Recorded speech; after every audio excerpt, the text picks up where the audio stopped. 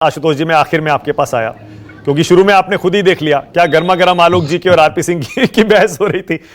आशुतोष जी, क्या आपको क्या लगता है इस पर, ये रीडिस्ट्रीब्यूशन ऑफ वेल्थ क्या वाकई कांग्रेस पार्टी इसी का इशारा कर रही है क्या, या फिर जबरदस्ती इसको ट्विस्ट किया जा रहा है? देखिए मानक जी, पहले तो बात ये समझी जाए कि समाजवादी पार्टी का इस पे क्या नजरिया है और समाजवादी पार्टी अपने विजन डॉक्यूमेंट्स में वो क्या प्रमुखता से बात कहती है और क्या उसमें इन जो रीडिस्ट्रीब्यूशन ऑफ वेल्थ की बात है उसमें कहीं आती है, तो उसको अच्छी तरीके से व्याख्यान किया गया है। पहली चीज हम कहते हैं जो प्रमुख बिंदु है कि हम जातिगत जनगणना कराएंगे। माना जी 1932 की जातिगत जनगणना के आधार पर आज पूरा देश चल रहा है। 93 साल पहले की जनगणना, ये हम लोगों को सोचना चाहिए कि इस देश में 1932 से 2024 तक स्थिति क्या है और इसमें कोई परेशानी की बात। बिहार और जेडीयू ने यह किया भी है और मुझे लगता है उसको इनको गर्व है और बोला यह ऐतिहासिक कदम है, तो यह पूरे देश में लागू होगा। नंबर 2, अग्निपथ जैसी योजना जो टेम्परेरी बेसिस पे उसको बंद की जाएगी और युवाओं को रेगुलर रिक्रूटमेंट आर्मी में दिया जाएगा। यह एक दूसरा अफर्मेटिव एक्शन है।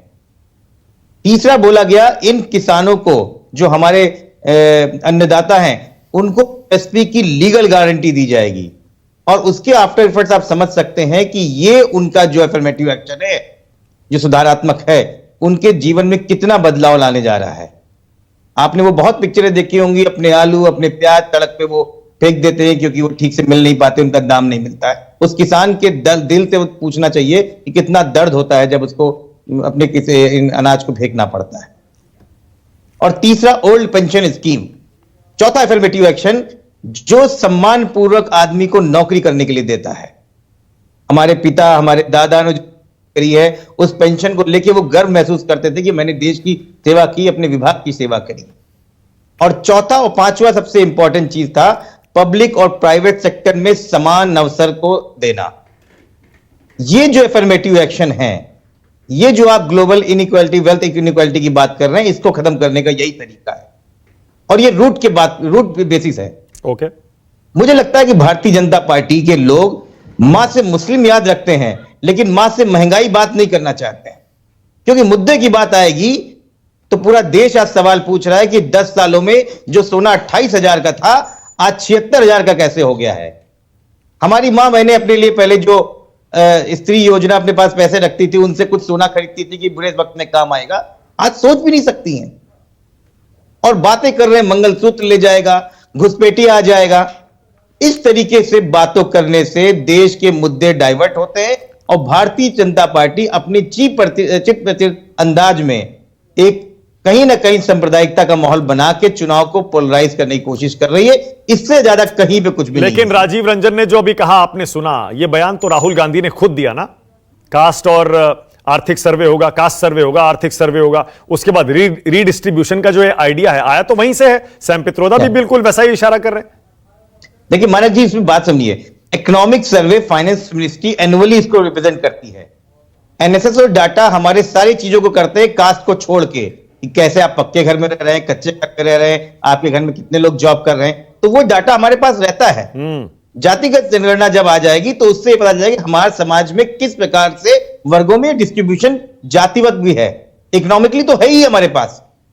दूसरी चीज है कि जो आपने सैम पित्रोदा जी की बात की, क्योंकि वो भारतीय कांग्रेस के लोग हैं, मैं उनकी बहुत कमेंट नहीं, लेकिन उन्होंने एक एग्जाम्पल देते हुए बताया कि अमेरिका में एक ऐसा सिस्टम होता है। ये तो कहीं भी नहीं लिखा, ना अपने मैनिफेस्टो में इंडिया गठबंधन ने किसी भी व्यक्ति ने इस तरह का मैनिफेस्टो दिया।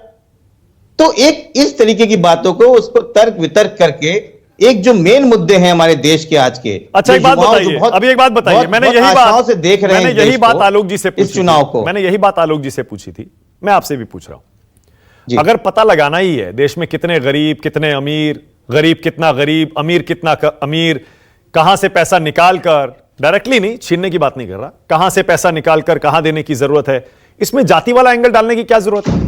क्योंकि जहां तक मुझे जानकारी है, जातियों का तो रिप्रेजेंटेशन बढ़ाने के लिए, उनको प्रतिनिधित्व देने के लिए रिजर्वेशन होता है ना, आरक्षण होता है। लेकिन ये आर्थिक और जातिगत सर्वे को मिलाया क्यों जा रहा है? गरीब तो गरीब होता है, किसी भी जाति का हो। देखिए, एक तो मानक जी ये समझना चाहिए कि जो आरक्षण होता है वो कोई गरीबी उन्मूलन प्रोग्राम नहीं है। हाँ, ये एक सोशल अपलिफ्टमेंट है। ठीक है। इसको ठीक करने के दो तरीके हैं। एक, आप रिजर्वेशन दे सकते हैं, हाँ। जो डिप्रेस्ड क्लास है, और या फिर अफर्मेटिव एक्शंस आप दे सकते हैं। तो अगर ये दोनों ही चीज हमारे पास, अभी हमारे इसकी जो एंगल्स हैं उसमें एक है, हमारे पास है, हमारे पास सोशल स्ट्रक्चर नहीं है, हमारे पास इकोनॉमिक स्ट्रक्चर है।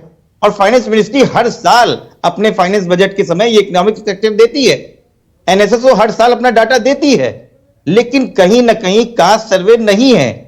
आज इतनी ज्यादा डिस्पैरिटी, अभी आप नहीं बताया, और ये बार बार बोला जाता है कि जो 1% लोग हैं वो कौन है, जरा आप उनका जाति भी देख लीजिए।